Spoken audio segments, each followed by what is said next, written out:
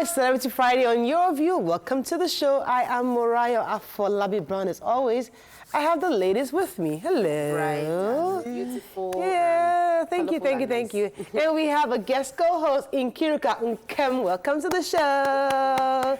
Good to have you. Thank you so much. So, okay, let me come to you. Let me start with Nima. She's still booting. You better boot school. How you doing, Nima? Nima is fine. So tomorrow is Arafat Day, the day before the Eid. So we'll be going, people on the Hajj will be going on the Mount Arafat, which is one of the rituals of the Hajj. And really they are descending from the mountain, we'll get to slaughter our rams. Okay. In conformity with the order of God to Abraham at the time, to replace the son with the ram and sacrifice to God. So well, Monday and Tuesday is holiday, right? Officially, it's Monday, Tuesday. Like the verse says in the Quran, the meat is not for God. God will not come down and eat your meat. Right. It is in the giving, the sharing of the meat. And so it has to be. You're advising. I'm advising people to please observe the rights of the Eid correctly instead of partying and and share. Me, I want to party. No, you Which party. Day is the party? Halal. Sunday. Is this Sunday or Monday? Halal. It's not Sunday. Sunday. Party is so Sunday. I'm already organizing family at Tikboju. I started getting calls already quickly. Please don't let my house be the last house. So be the first. Okay. We'll just see how we're gonna do it. Nkiru, how you doing? I'm doing great. Tell us about yourself. I am 20 years old. I'm from the United States, but I'm visiting my family in Nigeria right now. Holidays? Yes. I've been here for 5 weeks. Today's actually my last day. Oh. Today's your last day? Yeah, my flight is right after the show. It's yes. Goodness, how was your holidays? It was amazing. I'm in love with this country, so. It's your first time in Nigeria? My second. Your second time. So what did you do exactly? What did you guys? So I'm a nursing student back in the U.S., so I decided to come here and shadow a nurse at Genesis House, which is in Lekki, and basically for drugs. Yeah, well, it's close. It's actually for girls who went through sex trafficking or sexual abuse. So they stay in the program for a year, and so I'm helping the nurse monitor their mental health. So you're there for 5 weeks? Yeah, I was there for 3 weeks. Wow. Yes. That's fantastic. What a way to spend your holidays. How was that experience, though? It was amazing. I planned eventually to come to Nigeria and work after school, so it was kind of like preparing me for that. So where in America do you live? In Missouri. Missouri. Well, how is Missouri? It's boring. I'm thinking who lives in Missouri? Nobody. I was thinking oh, okay, that's cool. Good to have you around. So when next you come to Nigeria, stop by. It would be nice to host you again. For sure, yes. Topsy, what's happening? How are you doing? Plans for the weekend? No. Today is Obiajulu's nurturing and nurturer event. Obiajulu's big day today. Yes, and it was fully booked. I'm super happy for her. I've prepared, I barely slept, I was trying to put together my slides. I'm talking about the mindset of a successful educator. And during my research, I realized that most people are talking about the children, how to raise children. For me, what I want to do is to help the teachers to be successful, because there is no better model for a child to see that my teacher is a successful teacher.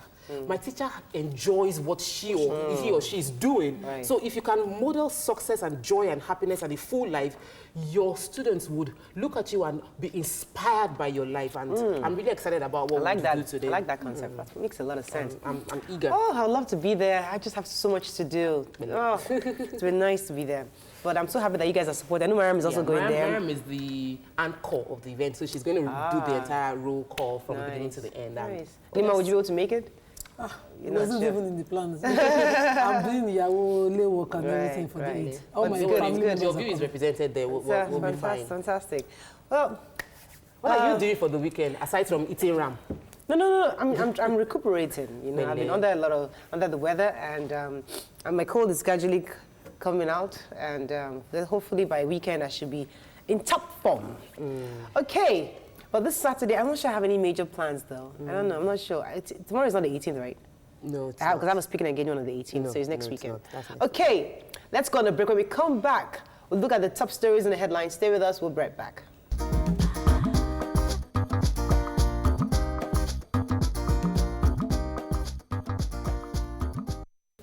We're going to start with The Nation.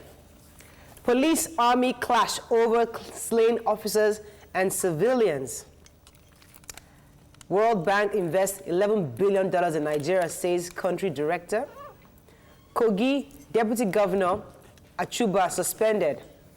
While there are insecurity challenges by Buhari, Lagos shuts down 52 substandard pharmacies.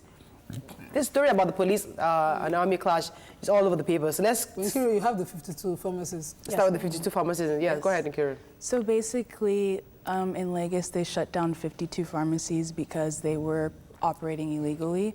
They were being unethical with their medication and hiring people who were not professional. Really? Yes. Wow. That's good. At least they're working. Impressive. And the areas they mentioned, Ikotun, Idimu, Bariga, and Shomolu areas, I'd like them to expand. This is a regular practice around town, and we see them. Like where I live, they are all close. I know this person is not qualified at all, but you just see the person open and start to administer. Well, I've been very lucky. All the pharmacies I use are actually the professionals there, and I always feel happy when I talk to them. You know, so because I'm you really, very lucky. Look out for. So I think that we, as Nigerians, we shouldn't be trying to save costs and go to these pharmacies that have, because there are branded pharmacies already out there. No, Mariah is talking about pharmacies. They're called chemists. Locally, they're called chemists. They're just everywhere. They just spring up every time. And I always wonder, so I have to take my child to the general hospital to get medication before I even... Let's move on to Punch. The police, right? Yeah, police army clash, let's take it, because it's all over the papers anyway. So the army, the follow-up to the story yesterday about 3 policemen that were escorting a kidnapped kingpin. And they were killed, and the kidnapped man was released. He escaped, right? He escaped. Right. Well, that's the police is saying now. What the police is saying that, okay, so the military replied that issue, that statement, saying that they thought that they were trying to stop, it was a roadblock, they were trying to stop this man from being kidnapped. They felt that there were three people trying to kidnap an innocent man, and so they killed the police officers, according to them, because they were not aware of the operation going on. The police has replied that statement saying that these men are professionals. They've been doing this for many years. They were involved in the release of, in the arrest of Evans. They've arrested Boko Haram suspects in the past. They've done over 22 arrests now. And they also mentioned that these policemen ensured and made them realize that we are policemen on operation, and yet they were killed. Now, Frank Uba is saying that how can you release a man that has handcuffs and chains on his leg? So there are 2 sides to this story. That's where I have a problem. Coming in. I'm saying it here with all sense of respect. I think there's a connivance. This is a major conspiracy that we're looking at. The 93 Battalion, everybody in that battalion should be rounded up, and they must get us those people, because we have insecurity every day, and they are giving it all forms of cosmetics. It is a crime. It's happening. Well, it is up to here. If they were helping to, if they were helping to save someone from kidnappers, that person should be in their custody. That person should not be on the run. We're trying to get a wanted kingpin on the run right now. So it's just sad that the army, this man, I think 400 million now that we actually quoted example, because the suspect Wadume, he's the kingpin that actually escaped. But army is saying that it was only after this avoidable outcome that one of the wounded suspects disclosed the fact that they were indeed policemen. So they were saying they didn't know. Muriah. Police is saying that why were the police operatives shot at close range even after Muriah, they identified themselves? It is not the business of the army. So even it is not the business of the army. Let's not argue this thing. No, hold on a minute. It is not the business of the 93 Battalion to face civilian vehicles. We are in a situation, but they did face them. Did you save? They'll take people that have been in those states. Who did you take? What did you take? This is a clear connivance. They are strong. They are good. 3 strong men. I don't want 3 family heads. I don't want to take sides here. I just want us to just stick to what the people said and not but the take any president's sides. already looking into it. That's let the investigation be carried out, and then we'll see what happens. Let's move on. I don't want us to argue on this. The Punch, court sends Showore to 45-day detention. Nigerians attack FG. Picture here of people already buying rams, and again the slain policemen. Buhari convenes security meeting. Taxify magistrates trade accusations over alleged torture. Articles petition starved of evidence, says Buhari APC. Nema wants Lagos Ogun, others impending flooding. You are destroying APC, Party Governors Forum, DG tell Oshomole. And Shoyinka calls for state of emergency in Southwest. Okay, let's stay with the human Taxify. Who has that story? Nkiru has that story. I do. That one made no sense because both people had a completely different side of the story. Okay. Basically, a Taxify driver is accusing a woman of framing him for kidnapping, and he was sexually assaulted in prison because of that for like 7 hours. And the woman is saying that he was trying to kidnap her, and there's just like two completely different sides, and their stories don't line up at all. So the woman here is a magistrate. Yes. And she had taken a Taxify, and they both agreed to get off the, what's it called, the Taxify map. The system, yes. So they put it offline, and when they got to the court, she wanted him to drive into the premises, and he insisted that their policy in Taxify is not to take people inside, so she had to drop out. But she insisted that, no, you can go ahead. She had asked the security of the court to take off the barricades, which they did, and then he drove in. At some point, they had to put it back, and she asked that he be detained till I went to sit. So her own account is that this one had attempted to kidnap her, and that, when she forcefully insisted that he takes her into the courtroom, he then was, abusing her and saying all sorts of things. So she called on her security, and when he knew who she was, he started claiming that, somebody was victimizing him. So she had that to be detained for abusing a magistrate. So okay. Showore, who has that story? Investigate. Showore, everybody. Where is cooling off down the streets here? Yeah, so honestly, they've taken him to court. Former presidential candidate. I mean, come on, man. They've taken him to court, and the case has been, what's the word they use? He's been detained. He's been detained officially now for 45 days, and it was backdated to when he was picked up. So we're expecting him to be released September 21, and they also included in that judgment in the order that it can be renewable. So I guess that is going to be cooling off for a very long time. However, his lawyer, Femi Falana, spoke up to say that they have prepared their appeal because they knew this was going to happen, and his client, that's Showore, had told him that if this happens, if I'm detained officially, tender an appeal so that they are going to go to court. So this is going to be moving on to Daily Sun. As DSS gets court's nod, Showore to spend 45 days in detention. Insecurity Jim Iyke calls for state of emergency in Southwest. APC worse off under Oshomole, Progressive Governor DG says. Revolution now, Serap writes UN over attacks on journalists and protesters.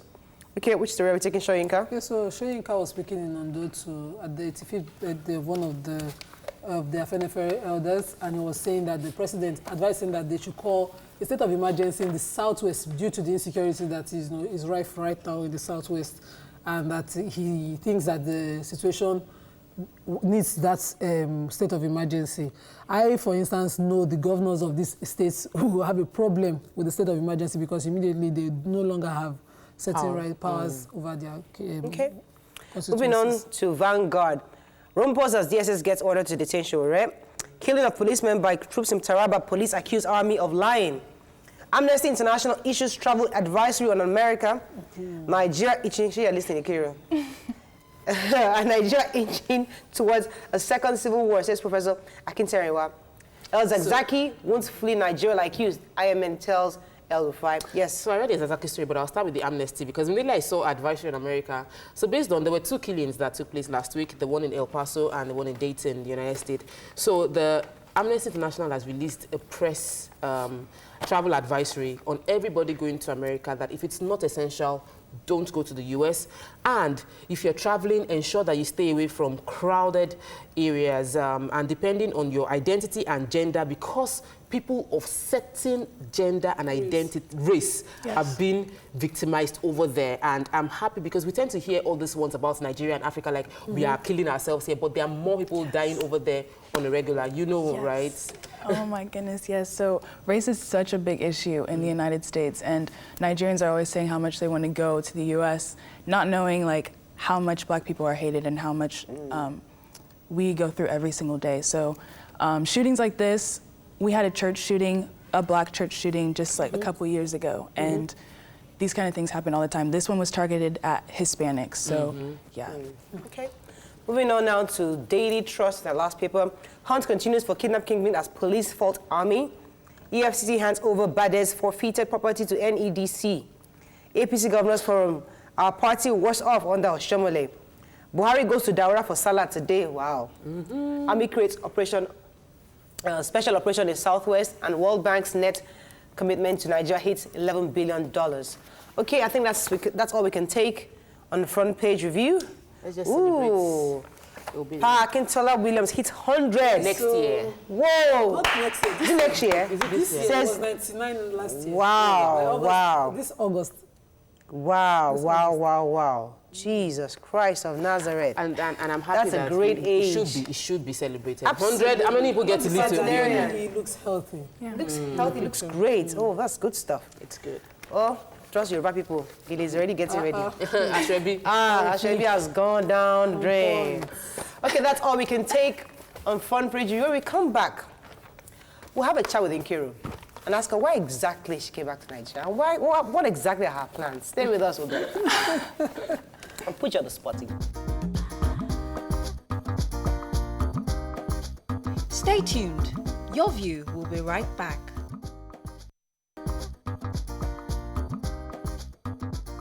Welcome back to Your View. Thanks for staying with us. So Nkiru is visiting us and you're leaving today. So it's important we get some juice from you. You're a young 20-year-old living in the US and you decided to spend your summer in Nigeria. Yes. You obviously exposed yourself to work, and a lot of young people in Nigeria, 20 years, trust me, they're still in their mother's cocoon, trying to, stay shielded. Tell us a bit about your experience. Why do you have to work, and why exactly do you want to come back to Nigeria? Why do you intend to come back to work in Nigeria? I think it's important for everyone to get out of their comfort zone, and the US is the only life I've ever known. And my culture has also been like such a big part of me since I was little, and I was never given the chance to come here. So as soon as I turned 18, I was able to travel alone by myself, and I came here. And I came here again based on raising money, but basically Americans look at Africans like we're jungle people and we're not important at all, and we just let them think that about us. So I wanted to come here and share with my American friends like what Nigeria is really like. So I've been posting a lot on my Instagram and sharing with them my stories, how I'm helping girls. I actually went to Kenya 2 weeks before I came here, and I kind of did the same thing there, helped people, and just shining a good light on Africa. That's So interesting. a lot of Nigerians would not agree with you. They will say, okay, don't mind that she just came back. Let's talk about the realities of the ease of life in the US. So you have regular power, school is good, the roads are good. The roads are a lot better. They're a lot better. So the roads are good, everything is working, and every Nigerian thinks it's easier to be more successful, to grow a business in the US than it is in Nigeria. Would you agree that, love what you have? Would you say love what you have, make good of what you have than, Yes. compare? Would you agree with that statement? Exactly. America it's a great country, but it's not all that you see on television, and not everyone succeeds, and it's very hard to make it up to the top. You see people at the top who have been working for 20, 30 years, and I've seen the lowest of the low growing up, and I've also seen like the higher parts, and I think it's just so important to appreciate where you are, make the best of where you are at that moment. If you compare your life to other people's lives, you're never going to make it anywhere, and you're never going to be satisfied. Nkiru, I'd like you to talk about young people your age in Nigeria, because a lot of parents feel as if young people here focus on fashion, music, lifestyle. They want to wear the biggest, most beautiful, expensive hair, nice clothes, and all that. But a young American is just trying to hustle, get a job, pay bills, and do stuff. Can you just compare the 20-year-old in Nigeria that lives here and a 20-year-old that lives in America, or an 18-year-old? What's the difference? Okay, for one, I've been working since I was 15 years old. I've worked and paid for my own stuff. I pay for my own school. Wow. And when I don't have money, I hustle, I sew to make money, or I'll sell clothes. I'll buy clothes and resell them. A big thing that I've heard in Nigeria with people my age is, I can't wait to get out of this country. Every single person I've talked to my age says that, and it's dumbfounding, because that's what the problem is with this country. Like, the future of Nigeria already doesn't want to be here. Right. And how do we expect this country to progress when nobody wants to be here? I actually don't agree with Mariah's question, because I feel like there are two this country is heavily polarized in terms of the rich and the poor, and the middle class. It doesn't cut across. We can't blanket say every 20-year-old, because a lot of 20-year-olds are suffering, like really suffering. How many people have the choice of saying they want to go abroad? But what I want you to address is the mindset of you having opportunity to go for a vacation and your thought went into, I want to serve. And we don't have that enough, I must agree. You know, people are not willing to serve for free just to gain experience. Why did you decide to serve, and what are you hoping to achieve by doing that? One, I want to show Americans like how much potential Nigeria has. And two, I want to show Nigerians how much potential this country has. Again, if our future believes in this country, there's so much we can do. What do you see? Why do you believe that there's a potential here? I'm not seeing anything. I'm just asking anyway, just for you to... Well, considering we are the powerhouse of Africa, people will argue that, but we have the largest economy in Africa and we don't utilize that power. And we're letting people from other countries come in and do their business here, where else like we could be making such like big moves forward, with ourselves. America had their big economic fall in 2008, and the way they rebuilt themselves was by making American-owned businesses, encouraging people to buy from American businesses, and I think that's something that Nigeria should do. Okay, so we're going to wrap up with you, but I wanted to get into your head a bit on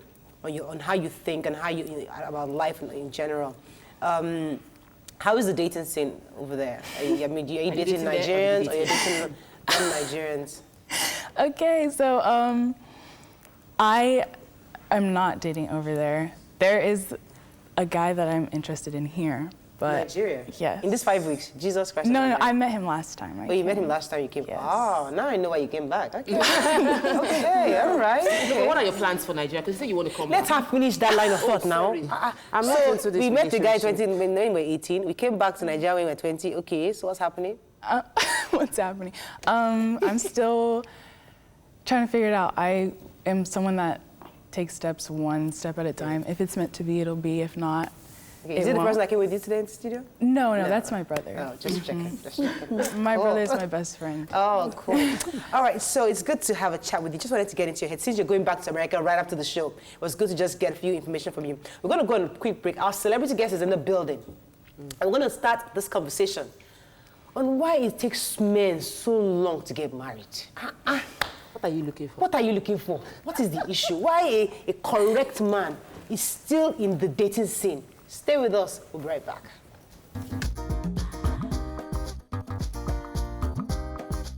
Stay tuned. Your View will be right back.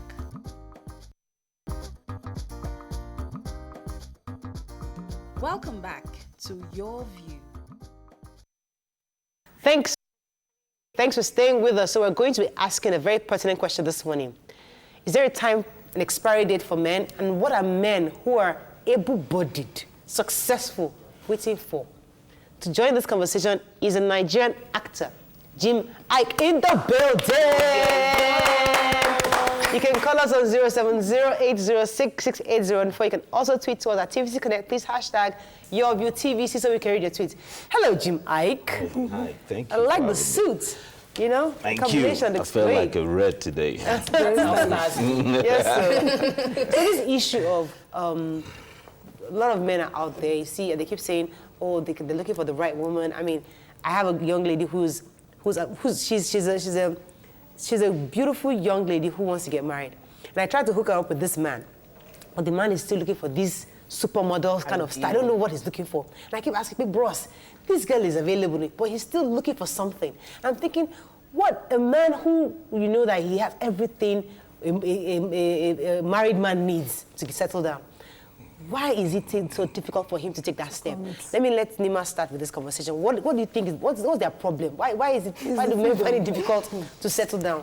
It's the freedom and almost that freedom, right? They're almost on the selfish side because they don't have a biological clock ticking. So the girls are really ready, looking, and their doctors are saying, "Do this before you're 30." Or that. But a guy has, is always ready. Anytime is good time. When you say biological clock, does a 60-year-old man want to start dancing with the baby on the cradle. I mean, they really don't dance with the babies anyway.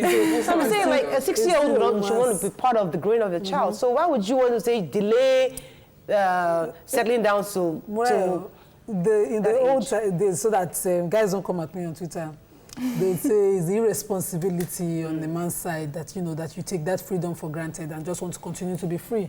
So you do what is right at the right time. When something, think about local, man local, that kind of thing in Yoruba. So when it's time to farm, you go to farm. If it's time to get married, you get married. But when you've enjoyed freedom and you've tasted it so much, and there are, of course, free samples for the girls that are trying. So let me jump in, because I feel that we've placed so much responsibility on our men, and we've made life tough for our men. And the legit thing is, you as a man have to calculate, am I ready for this life?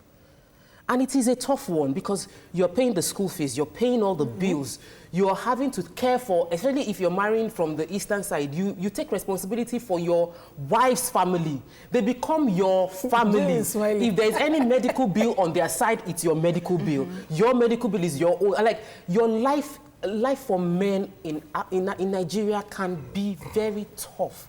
And if a man doesn't really want to, I don't think it's compulsory. Really? All right, let me come to Jim Iyke on this. I see you smirk on your face.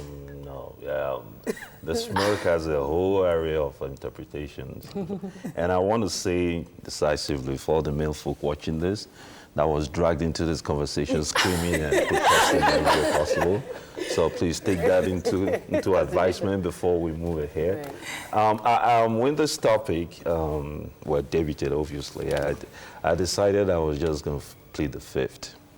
And listen carefully. No, you cannot play the fifth on this. Many opinions jump in. What's your name again, dear? Nima.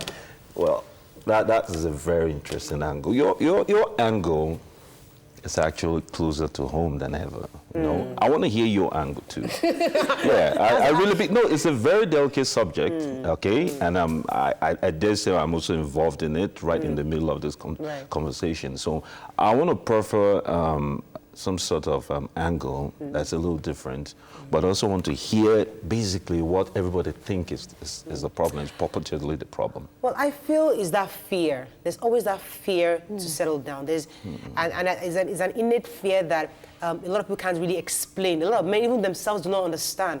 They want to do it. They see a lot of their colleagues who have been able to overcome the fear to take that big step, but they're just not sure if they make the mistake. It's difficult for them to take that step back. So that fear is a problem I see a lot of men have in taking that step. Yeah. Fear, the sense of obligation, freedom. What's your version, man? If you don't, no, absolutely. You're a lady, so I have to drag everybody into it. I mean, I'm young. I don't know anything How about old are you, marriage. ma'am? I'm 20. You're 20? Yes. Okay, that's considerably young. Well, you also have to have an opinion about it. Of course, you're dating. Okay, but let's flip this. Let's flip it a bit. Is there an age that a man expires? You know how women are constantly being... It's in different contexts. Okay. There's an European version of it. There's an American version of it. There's an African version. Okay. An European version, because basically, and I'm going to circumvent your question for a second. She's really not helping about that. Okay. An European version of it, obviously, toes a lot more around the blueprint that they're raised with. That is total freedom, where basically you do this when you're ready, when psychologically, spiritually, mentally, physically, you're ready. For the American version, that is the abridged version, where basically it boils down a lot to your finances, as well as I think your bio clock as well. They're very serious about it. You know, basically, I'll also angle it down to the black man, the typical American black man. By his early 20s, he's got a couple of kids or three in certain places, whether married or not. So it works that way for them. For the African man, then that's a whole different version. That's a whole different version, because you have different pressures you're dealing with. You have the peer pressure, you have the biological pressure, you also have the family pressure, you have the financial pressure. Now, when you put all this into consideration, I think we are obviously the worse for wear for it. We're the ones that basically you have to put so much into making a marriage work. It becomes such an uphill task on the man to perform admirably from one stage to another. And I think that more than anything else is the reason why, it is tough on Interesting. What would you call the age? Myopically now, maybe because I'm in the coaching space, I'm not supposed to judge anybody, but before this space, I used to feel like if somebody walks up to me and says, I'm about to marry a 40-year-old man, I'll be like, too. What was he doing before 40? You know, my thought is, whatever it is you're trying to get together, you know, there's this saying, a fool at 40.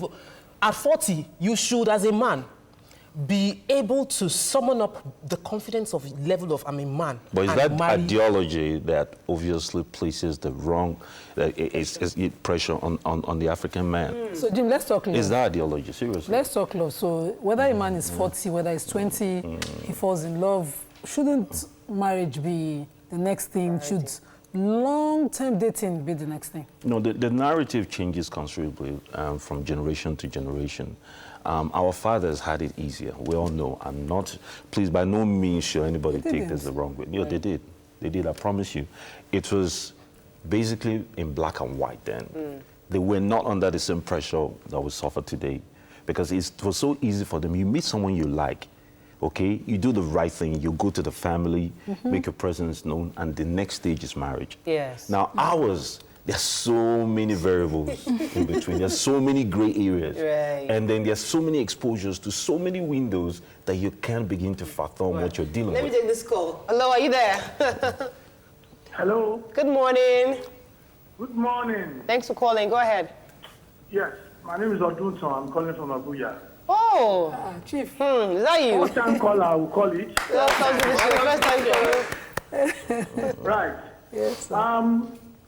I really appreciate the guest. The truth of the matter is that men do not aspire. There's nothing like aspiring date for men. I disagree. I was born when my father was 80 in Abeokuta. Wow. And I can assure you that I also have a younger brother. Yes, my father was 82. Wow. So the truth of the matter is that Pongpong Lologonji, that's Yoruba term for strong man. The truth is that if a man is contented, you are likely to have good health. And once you take things easy, one of our fathers now in Abeokuta, the former President Olusegun Obasanjo, I can assure you, in his 80s, is still very, very alive. Are you inside the other room with me? You can say, baby. So, but men do not aspire. Okay. What happened to a lot of people now is that they have a lot of pressure in their marriages. And you women, you give us a lot of pressure. You want us to do more than we can do in terms of athlete possessions and so on. But trying to can I say something? We're trying to get a sense of change the narrative, because if an 80-year-old man is still fathering a child, is he going to be physically, mentally, emotionally available for that child? We want to go away from the fact that your job is just to deliver the child and disappear. We're trying to change that narrative. Was your father available for you at 80? Yes. At 80? My father. Yes, my father died. I understand the point. My father died at the age of 116. Hey, I know it's not common, but he was there for me. Wow. But I also know for a fact that people having children at old age can affect the child, especially the family. Like in our case, polygamous family, there was a lot of love. My elder brothers were my father, so I had many fathers in our house. My eldest brother was like 77, and they took care of me. Wow. So it depends on the home, the father. Right. But for me, I would not have a child at that age. No, please, I want them to finish university in my lifetime. All right, thank you very much for your call. Thank you. Chief just supported my argument earlier on freedom and responsibility. So my grandfather too had children way into his 90s, and he provided for them. Yes, he did. So he made sure he did like a local trusts, what we call traditional trusts for them. And they're my age so if now. men, so if I go with that conversation that men don't have expiry dates. It's about, because there's a medical risk There's a medical risk now. Considering the woman with the older you get, you might have autistic child. Yes. Yeah. You might have children that have Down syndrome and all those stuff. For men, even for men, old age affects the quality of the sperm. Yeah. So it's a fact. Let's not put that message there because Oduto and others are lucky that they do not have those issues. I'm trying to talk about men taking responsibility for whatever kind of sexual relationship you have with a woman. Now it's normal to just, we're dating, okay, even though we move on. So you break, you move on. So you can spend a lifetime trying to find a woman because you're just testing.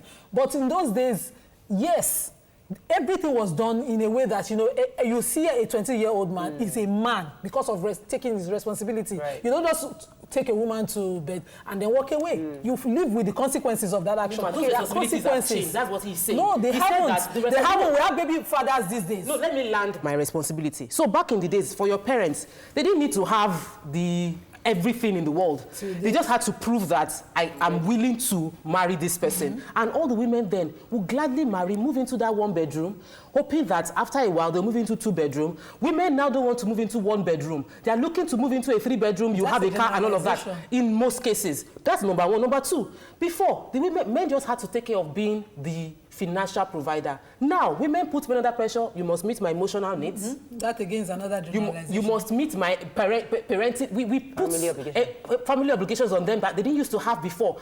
Our modernization and desire for romance, which was unlike the previous. I'm supporting my friend here. Okay, all right. Unfortunately, my boss we've delved into a whole area of subjects here in this, but we've not dealt with the main problem, which are the variables involved that I spoke about. You didn't outline them. Maybe we'll come back. Anyway, we're going to go on a break. Actually, when we come back, we're going to focus on your interview now because obviously we don't want to go this matter. Let's not go further on this matter. We'll focus on your interview because we want to get to know what you're doing, what you've been doing, and what we should be looking out for. Stay with us. We'll be right back. Thank you. Stay tuned. Your View will be right back.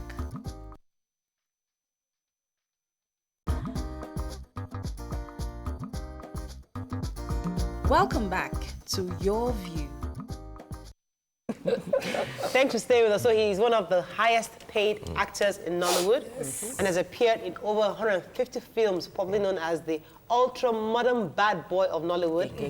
This handsome young man has made a signatory impression in the industry with his unique acting style.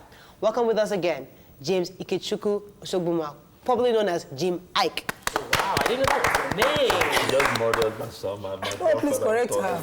Please correct. Somewhere. For the records. Okay. So you can call us on 070-806-6804. You can also tweet to us at TVC Connect. Please hashtag YourViewTVC so we can read your tweets. So how is your baby boy doing? It's amazing. I mean, he eats like a machine. I haven't seen him. How old is he now? But, he's pushing on 6 months. Oh. But yeah, he looks 1 year old though. I mean, I go to the doctors, they look at the report and say he should be older. I read somewhere that you said that after birth, you didn't allow the baby mama's mom or anybody to get it because you wanted to just take care of that baby yourself. You had to Google changing diapers, the whole works. Tell us about that. Your hands-on. It's a first-hand experience for me. My first child obviously came at a point where I was dealing with the passing away of my mom, so he came, I think 3 months apart from that. So I wanted that to be the healing process for me, and I delved headlong into it. I will not allow the maid, I consequently fired the maid after 2 weeks, basically. But, yeah, because I took it on. Google was the mother. My spirit and will was basically the surrogate mother as well, and my willingness to make mistakes, and for some reason, you know how it is, call it the universe, well, my term, I call it God. The mistakes you make did not affect him. He sort of, even at that very tender age, understood that, okay, this man is really involved in something unique, and it was a deliberate parent when you talk. Yeah, it was a very deliberate. Having deliberate. the baby must have been deliberate. Yes, absolutely. There's a deliberate plan of how to raise him. It was a call I made early, saw myself through it, thought it through properly. It wasn't a mistake by any means. Yeah. So I want to know a bit of your background to see, did you have a role model, dad, something that, something that would have made it, because people of your level don't do deliberate. Well, I have a very deliberate dad. The person that obviously was the cowboy of the family was my mom, and she was also the better businessman. So I had an intellect, an intellectual that was my dad, and basically calculates every move he makes. My dad would not do anything except is well calculated, well thought through, and then he will have an answer in advance in the event it goes south or it goes well. Then my mom was a cowboy, so I think I took both sides. And then I have the boisterous, open side. I have the very quiet, intense side as well. And I think more than anything else, that informs what being a really good actor is about. Okay. To be able to portray whatever side. During the break, you were downloading huge information for us. As women, we actually can never understand what it's like to be a man. We're not wired that way. And sometimes our lack of information makes us judge wrongly why men do what they do. So I listen to you and I'm like, wow, it's true. What has your experience been? Being famous for so long, like I know I was watching you like when I was like this, and having that clout, how has it been being a man? Getting responsible, now becoming a father? I started this when I was really young, barely out of my adolescence. So I didn't understand any other life. I grew up in front of everybody's eyes. I took all the scrutiny and buried it in a special part that once in a while it informed every decision I made in life. I made the trials and errors, and all through my life. There was no guiding, there was no celebrating 101, there was nobody that had our backs. Up until now, they're still getting it wrongly because, trust me, there's no platform that informs you what direction to go, that pivots your decision, if you will. For me, it was it was a support system that was my grounding factor. I had a father that would, call it as it is. I had a mother that would let you jump into it, that would tell you that the strongest are the people that jump in and then weather the storm that they go. Talking about jumping in, you've jumped into quite a few things. You had music, clothing line. But because I'm fearless, I'm totally fearless. So I approach parenthood with the same degree of fearlessness. You have to be fearless in your life. How come you haven't approached marriage with that fearlessness? Because I'm also approaching it with the same fearlessness. Let's look at what we're dealing with, the variables we're dealing with. We have over 95, if not almost 100% failure marriages amongst people in my realm. Would that dissuade you? Yeah, no, it may not put that fear in your paranoia, but it will inform you that you must approach this realm of life from a different perspective. That's what it is. The more successful you become, the harder it is. The lesser you have, the even harder it is. So where are you? The gray area is what people are not dealing with, that people don't want to delve into. They look at it from a point of black and white. Oh, the bar clock is taken. Oh, there's a peer pressure. The fact that, oh, you have money, you're highly successful, you're intelligent, you're healthy. Why don't you want to? Well, but that's the whole point. That's the whole point. You get used to your space so much. You get used to your space so much, it becomes a situation of anybody that's coming into it, what are they coming to the table with now? Okay. I'll give you a quick example before we revert. Anthony Joshua, when interviewed and asked, he's about 30 right now, why he's not married. The man said something that, trust me, that struck to my subconsciousness for a long time. He said, marriage is now an economic endeavor. He said something along that line. Now, why is it failing all across the divide, irrespective of religion, creed, status, and then gender? It's because of what it is. They don't think it through. And everybody gets into it with a plan B. Whether it works or not, I have my way out. But it's true. But I've never thought of a plan B as regards marriage. I'm a product of a blessed, strong marriage structure. Right. Okay, there was love there. I saw love day and night when they quarreled. The day I understood what marriage was, and I'll give you an illustration nobody on this table can beat, was when I said I wanted to be an actor. I was an A student. I was extremely intelligent in school. My dad said, okay, fine, leave my home if you're not going to get your master's. And I looked at the person that was supposed to be my best friend in my whole life, someone that's been my support system all my life, my mother. And my mother said I'll stand with my husband, irrespective of how much I love. I'm an only son. But a woman that will stand with her husband, even if she disagreed, she's always supported. Even behind, she was supporting me all through, sending me money now and then. But yeah, they kicked me out. Yeah, irrespective of what she thought. Now there's feminism. I'm not denouncing it. There are feminists. I'm not denouncing it. I'm just saying there's so many variables women come up with right now. It's confusing. It's confusing. Okay, there's a warped, twisted sense of loyalty and allegiance and what a wife should be, and a husband as well. I don't think Kiri's coming for a second, but let me drive this because you said something about the fact that you're the only child. You had 5 sisters. 6. 6 sisters. Wow. How do you grew up in the house with 6 sisters? Like, they dress you up like a girl? No. But that is, there are 2 ways. Right. It's either you're a girly or a man. I am the man. Because I did all the fighting, I did all the protecting, you know? that was it. I did all the protecting. My sister, you can't touch my sisters. It was a taboo. I don't care how big you are. But that also informed or sort of set this ethos of how I approach life. Right. That the loved ones, the ladies in my life, will not be touched, whether they ask for the trouble or not. You understand me? And we went through primary, secondary, university together. Up until now, every time there's a situation, the husbands call me and say, okay, she has started again. Okay. I know you're coming with war right now. I know you deal with this. But that's the way. All right, then Kiri, come on in here. So back to marriage, because I was wondering this. I like to compare everything to how it is in the U.S. And in the U.S., people pretty much are like, by the time you reach 30, you're like, you should give up on wanting to get married. And then divorce rates are so high. So you'll see people getting married at like 18. I had a friend get married at 17.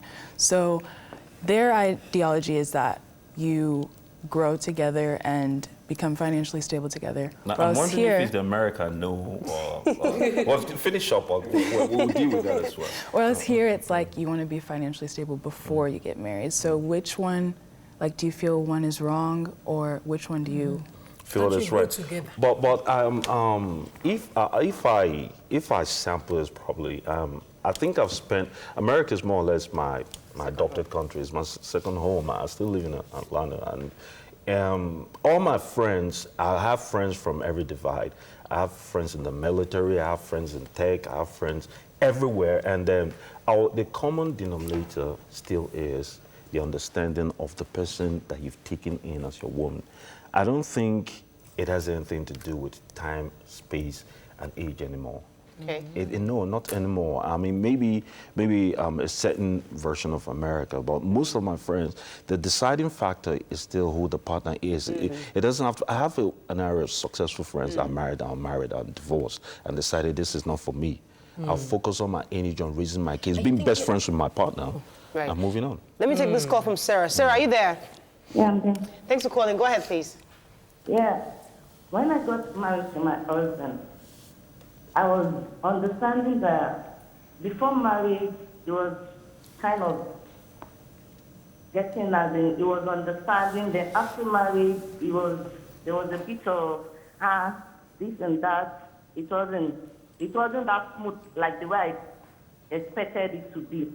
So in one of my readings, I love reading. In one of these tough times last, but tough times don't last, but tough people do. I read there that girls start being responsible at the age of 18. Mentally, they start being responsible at the age of 18. But men don't start being responsible until the age of 40. Even if they got married at the age of 23, their mental status, it will not dawn on them. Let me put it that way, that it doesn't dawn on them until they are 40 years old, that, okay, yeah, I can add someone else my responsibility. I can add another person's burden onto mine. But as a lady, as a girl, we are early thinkers. Okay. We start by the age of 18 that, okay, Okay, thank you very much, Sarah, for that point of view. Okay, we have to go on a quick break, but want to say one or two things first? Yes, women obviously are wired differently. Men obviously are seated absolutely mentally, intellectually differently. Again, I beg to differ, respectfully. It's not the situation whatsoever. It's not about a certain age where you... I've always laid a... Well, I don't want to use myself as a case study all the time, but I was made to understand my role as an only son, as a first son from day one, and I played it accordingly and took 5 women with me all through college to masters. I understood it. Even when the world was painting a different picture of me, I didn't counter that because I knew what I was dealing with personally as a person. No, but that's not it. It still has to be delved into just the way I talked about it. Let's go on a quick commercial. When we come back, we'll delve into your career, what you're working on. Stay with us. We'll be right back.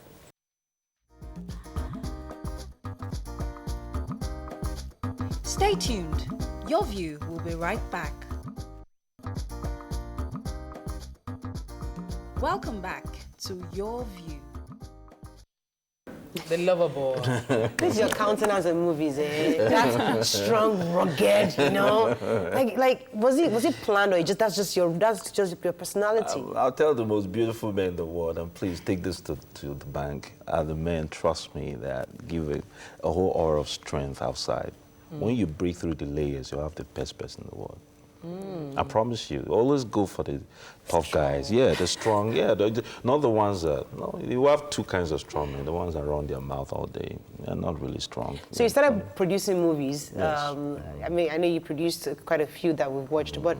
Directed as well, a couple. Yeah, and directed. And you wrote the Color, I think Color 25? Yeah, it's Color 25. Yes, it's coming to cinemas soon. It's in the cinemas, coming to the cinemas very soon. We did that in Atlanta and California. Right. Yeah. Oh, wow. So why did you get into actually writing scripts? And is it like you couldn't find a right script that fits what you wanted to do? Sometimes the light comes from, well, the wrongest tunnel, for lack of better analogy. Every time I'm complaining about a script, I was turning down script. I didn't film for 3 years straight. I focused on my business. I really wanted to be successful as an entrepreneur. I have a calling, whether you like it or not. I'm a man from the East. It's in us. Yes. It's in us, and I just wanted to enhance it and grow it all through my life. And then I've delved into business, focused on it, and I at some point I understood that the biggest paychecks will come from other endeavors. But your passion, what drives you, what rolls your boat, obviously, is this thing that you're gifted freely with, you ought to share with the world. So I said, okay, instead of complaining all the time, my baby sister said, instead of complaining all the time, you're a fantastic writer. You're first class writer. I've taken small writing courses online here and there. And I said, listen, why don't you come up with your material and then go with it? So Color 25 was born. I shut down. I went to Miami, shut down for 2 months, and I wrote. Wow. Yeah, and when I was done, I brought pundits, I brought critics, and they looked at it and they were happy with what they saw, and then quickly moved ahead to start. Okay, let's talk about your little stunt on reality TV at the time. I was confused because this is an American thing. Jim Iyke is bringing it down here. How is it going to pay? What was the goal? Bringing people into your life like that. It's show business. Yeah, like you said, like I said earlier, I'm fearless. I have at that time I had a manager that thought, okay, we're doing well in business. We're doing well in a certain... Why don't you, for motivational, inspirational reasons, bring people into your life? If for nothing, give people perspective. There was a time there was really a widespread version of me that was not anything good to write home about. The press went to work on me, but truthfully, I didn't do anything to dissuade that version. And he said, listen, let's give them another perspective. And the only perspective is let's create a reality show that addresses certain things people, here that did not understand about me. So we did. That's why Jim Iyke Unscripted was born. And it was truly unscripted. We didn't write anything. We just wake up in the morning. I'm done exercising. We jump in. So you see that the cameras are following me for my businesses or through my disagreements or something. I'm a man that speaks my mind. Come what may, in many circumstances. I have no problem. A few times. But let me take this call. Wachiko, are you still there? Yes, I'm Thanks for calling. Go ahead, please. Morning. Yes. Please, I want to talk about the army. The army told us a lie. That's a lie that the people, the man, they shot the policeman. It's a lie. They are telling us lies, please. Okay. Thank you very much, Wachuku, for that comment. Okay. Well, you had a question? Yeah. Obviously, you've been doing this since you were young, but what would you have? How would you advise young Nigerians? Like, you're doing this in Nigeria. You went to the U.S. to do like some of your work, but you're like Nigerian. Yes, ma'am. And obviously you're proud of this place. So how would you advise Nigerians to follow their dreams here? See me at some point through a question to a social media guru about all the problems and hurdles that a common dreamer in Nigeria have to go through to realize their dream, why they should not, what is the way out, given that we're not dealing with the same dynamics and that our Western counterparts deal with. You know, it's so easy. I look at my sons, I see how easy it is for them to realize their dreams, just being Americans and Europeans. And as I look at myself and I understand firsthand the fire, brimstone, and sweat and blood I had to go through to make my point heard at every realm in life that I ascended or descended, for that matter. You know, so I just understood that the one factor is never to give up. Okay, whatever you're fixated on, at some point, it's like telling yourself a lie consistently until you begin to believe it, and then it becomes a reality of your everyday life. You can reverse the narrative by telling yourself that, irrespective of whatever hurdles we're going through, it's a game of will now. The strongest, the biggest choices in life has to come from the strongest will. I was dealing with the dynamics a lot of people were not dealing with. I'm a case study anytime. You know, I had no home. At some point in my life, I was homeless. I had a nice home that I could sleep. I had a bed. I had my next meal out. But I had no home. My job was cut out for me. There was no plan B. Either succeed or go home a failure. Exactly. And that wasn't an option. So sometimes you wake up and say there's no option. Okay, let me take this call from Kingsley. Kingsley, are you still there? Hello, Kingsley. I think we lost that call. Go ahead. So I like what you're saying because I'm happy where you're heading, you know, that people have the mindset that this country is screwed against them. The way this country is, let me just check out. But you're saying that you must give yourself that fake pressure, that I must succeed. Against all odds. How do someone who's never seen success, who's never experienced it, you had a bed, somebody watching right now probably is watching from the sideline, they've not seen success in their family before. But how will such a person create a picture of, I will still succeed? I think the strongest aphrodisiac for success is failure. It's always been. And then the truth of the matter is that you need to totally break free of your blueprint in life. Whatever is your blueprint, are you going to look at your grandfather, look at your father, look at your next door neighbor, and it becomes a reality of your life? Or are you going to look up and look at a Mofedami John, look at a Jim Iyke, look at a Wizkid, or look at a president, or a successful show host, and to become the reality of your life? What do you want to make the reality of your life? We all face problems. The rich, the poor, the middle class, even if it's not existent yet. There's a problem for you to face at every sphere of your life. The point is that if you have a dream, the thing is to ascertain what your purpose is. That's the first thing. People waste their time trying to chase money, ascertain your purpose, that which comes very easily. It's more difficult today. With all the look at you, for instance. You're someone's role model, and all they see is Jim Iyke dressing, everything. Red. No, it's not, because it was defined for me from day one. I had a father that set the trajectory of my life from birth, that knew is brilliant. This is what it's going to be. He's MBA before he's 22. By the time he's 25, he should be working in some Fortune 500 company. By 30, he's married with 2 kids. I broke every mold because I knew that was not the life for me. I would have made a Fortune 500. I would have been highly successful financially. I would have been in 2 failed marriages, and I would have been miserable. We've had this conversation, him and I. It's like my brother. I don't have any other one. And he can afford to be honest with me. He gave me this version from the place, the space he grew up in. But I was growing up in a different space, which is the evolving factor till now. There's a different generation in play, the so-called millennials. So I'm telling you that there's one thing that's never changed, that's been consistent all through that life. Your will to succeed. Fantastic. Now, you've lived... Yeah, go ahead. I think a big problem that people have is they only see the end result, and no one, like, knows, like, the staircase that people got to, like, through that, to that result. And something that my uncle told me is that you have to be intentional about every single movie you make and your next step forward. Like, you can't just say, I want to be a movie star and not make the first, not go to auditions or be too scared to do that. Do the work. Exactly. That work towards your dream. In the middle of it, I remember I had friends, by the time I was 7, I had friends that already started a job that became the job in my family. I mean, my auntie, and my dad would be like, you know, he just finished, he just got a job. I'll be like, okay, I'm coming, don't worry about it. But that's the thing. It's to shut out all the voices and just focus on it. I don't want to lose this, because you've lived both in America, Europe, and Nigeria, and lots of Nigerians want to jet out. Yes. They don't want to do that. I want to hustle in Nigeria. Right, They're looking for the next opportunity out. Now, tell us, Nigerians living abroad, how would you see the lifestyle of Nigerians that are trying to hustle, trying to make it out over there? Is it worthwhile for Nigerians to just jet and leave? Or do you think should and move over there to try, or do you think they should just try to stay here and try to make it happen? No doubt there are more opportunities there. You cannot take that away.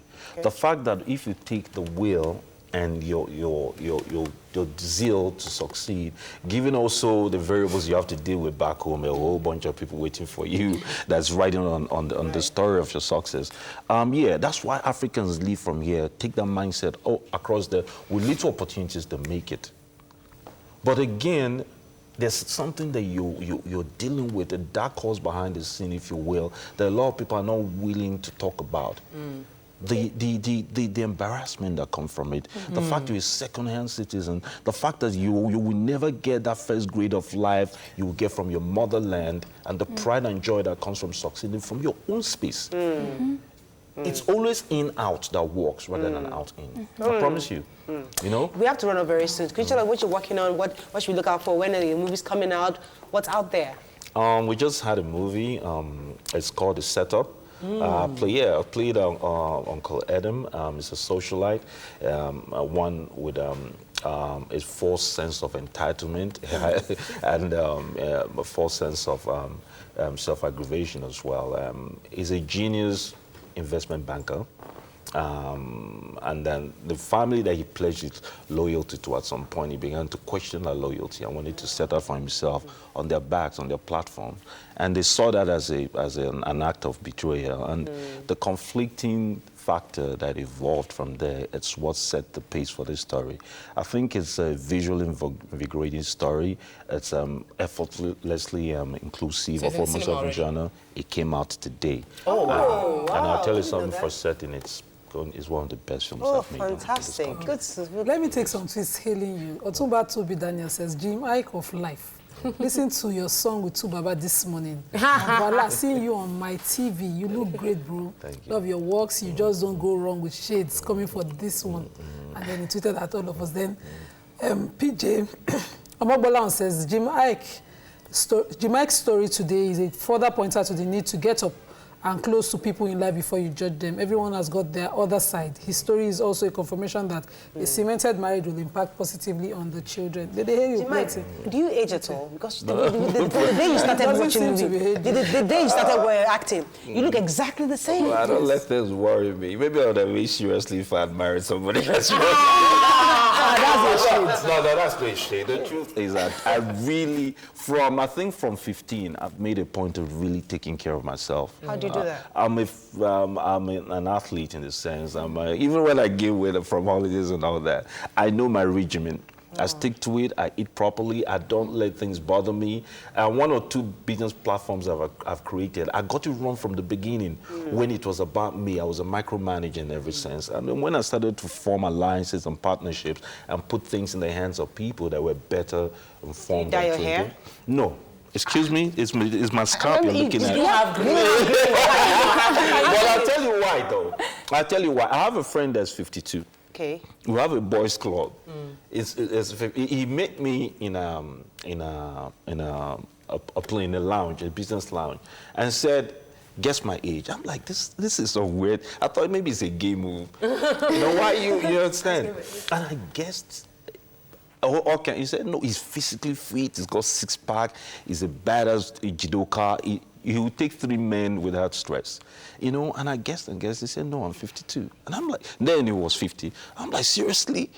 And then that's why you have to have a certain kind of people around your circle. These are the kind of men I have. I know the chairman of one of my companies, his name is DR. Well, I don't want to mention, he's well known in the APC. He is 68 right now. But every morning, 5:30, he's up. He's like my surrogate dad. He's up running. I take him to hikes when I'm in Greece. When I'm in the US, we can go to Stone Mountain. You will never guess he's 62. So these are men I emulate. These are men. It's who is in your circle. These are men I emulate their lifestyle, the substance of how they are. Okay, we have to round up, unfortunately. Been an interesting conversation. I cannot leave this show without asking this question. I know your manager is going to kill me. Are you getting married anytime soon? Yes. I am. I am married. Nobody knows. I could be married for 3 years. Nobody knows. I may never get married. Nobody knows. There are 3 lives. Don't confuse us. There are 3 lives I live. There are 3 lives I live. I live the secret life. I live the public life. I live the private life. Are you married? Okay? Given what I do in life, I have a secret life. Okay, I decided when you guys would meet my son, is that right? When he was about 4 months. My first son, have you ever seen a picture of it? There's no soul on earth that knows what he looks like. Because I want him to run free anywhere he is and enjoy his life. That is the gift I have. Another gift I have is that whether I'm married or not, nobody will know until I decide. But my life is intact. I'm the happiest person you ever meet. Good for you. Good for you. Okay, that's all we can take on the show, Jim Iyke. Goodness me. Did you get the answer to that question? No. Okay, all right. Okay, that's all we can take, Jim. So we'll look out for the movie today. Yes. The cinema's out. The Fantastic, the setup. All right, have a fabulous weekend. We'll see you on Monday. And have a safe trip in Kiru. Thank you. In Kiru. In Missouri. Oh, hey. Okay. Have a fabulous weekend. We'll see you on Monday. All right. Bye-bye. Bye, everybody.